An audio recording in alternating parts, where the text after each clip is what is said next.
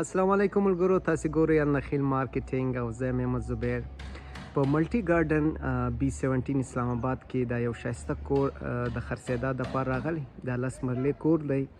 دا په سټریټ 50 کې دی، 50مه ګلۍ کې دی. تاسې چې دې خواته ورته راسئ، دا یې وینئ، دا یې مخامخ کمرشل دی، د نږدې ورسره هغه هم دی، مسجد هم دی، سکولان هم دي. دا مخته ورسره آبادي ده. نو دا یو ښایسته کور چې 10 مرلې دی. نو اوس به موږ دننه ورسو او دننه څنګه جوړ دی هغه به زه تاسو ته در وښیم. ملګرو، موږ دننه رالو، نو دلته مخامخ چې تاسو وینئ یو ډېر ښه ډیزاین، یو ډېر ښه د ښه کوالټي لرګی استعمال شوی دی دلې په دروازو کې، او ورسره چې دلته د 2 ګاډیانو پارکینګ ځای هم دی.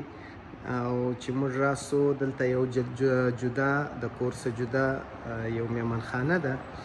عموما زموږ کوشش د پښتنو دا وي چې چیرې هم د اوسېدا ځای وي نو د ده یو ښه میهمانخانه وي. نو تاسې وینئ یو ډېره ښایسته میهمانخانه ده. په دې کې چې تاسې وینئ دا امپورټډ ټیلونه دي او یو ښه های کوالټي ټیلونه کې هغه سوي دي، لګېدلي دي. نو داسې چې څوک هم خرڅوي، دا د زیاتي د ځان لپاره دا کور جوړ کړی و، خو بس د هر چا قسمتونه وي. نو اوس دا سړی دا ځای خرڅوي.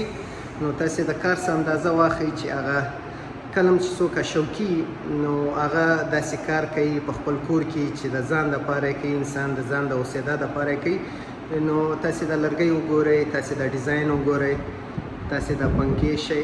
نو د ټیلونه د دې اندازه کې چې دی کوم چا چې جوړ کړی دی د یو ډېر جنین او ډېر ښه کار کې کړی دی. چې اوس یې موږ راسو د ټي وي لانج ته. نو ټي وي لانج هم دغه رقم ښایسته او په ښه انداز جوړ دی چې تاسې وینئ یو ډېر ښکلی ډیزاین کې اچول شوی دی.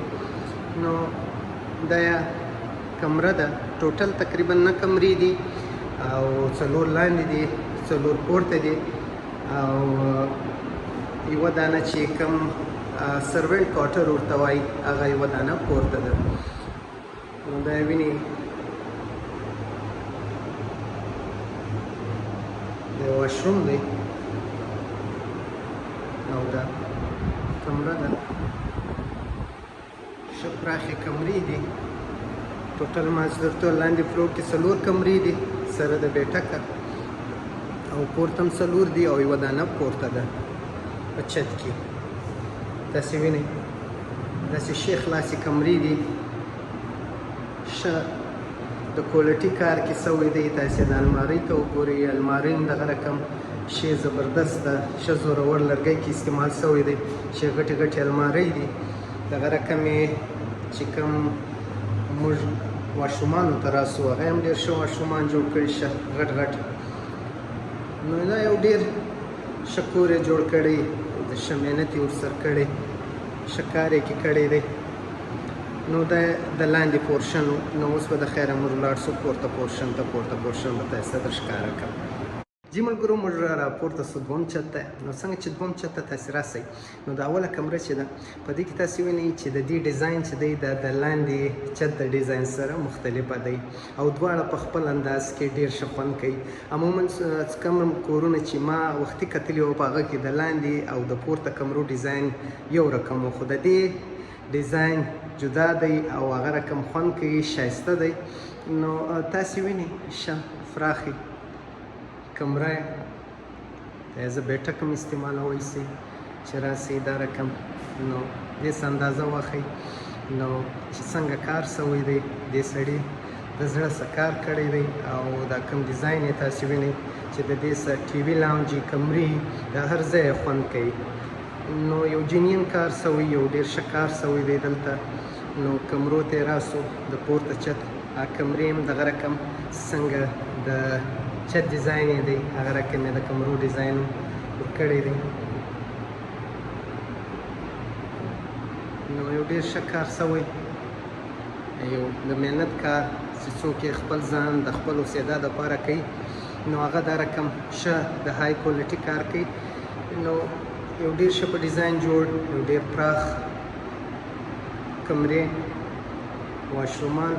نو دا ملګرو د دوم چت، د پورته چت، د سیکنډ چت چې ورته وایو موږ دوم چت چې ملګرو دوم چت کې دی داسې یو ښایسته بلکوني هم جوړه کړې ده چې کله یو ښه موسم یا ښه باران انسان راوتی سي او موسم انجوی کولی سي.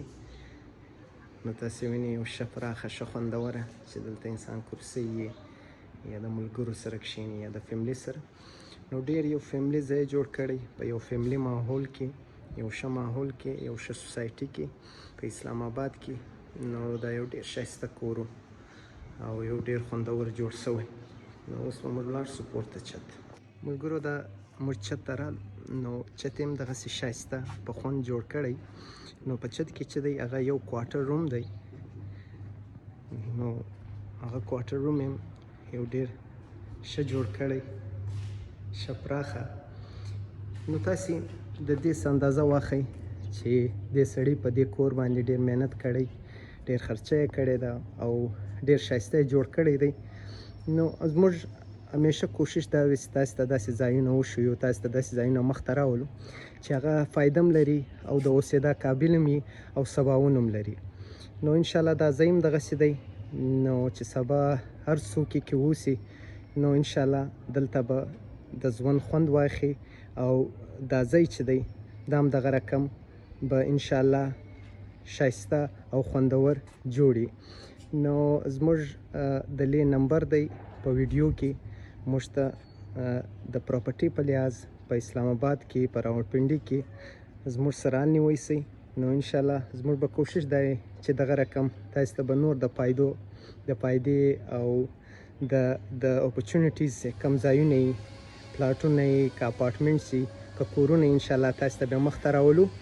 نو زموږ پیج دی د النخیل مارکیټینګ په نامه باندې، هغه لایک کړئ.